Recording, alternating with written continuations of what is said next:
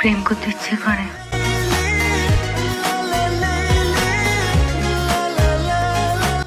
কেন?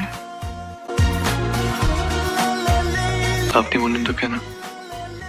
মা বকবে না,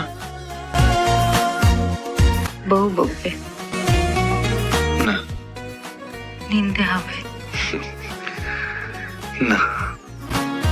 তাহলে আপনি তো প্রেম করবেন কেবল, ভালো তো বাসবেন না, বিশ্বাসও করবেন না। আপনার দোষ নেই, আপনার জায়গায় থাকলে আমিও তাই করতাম।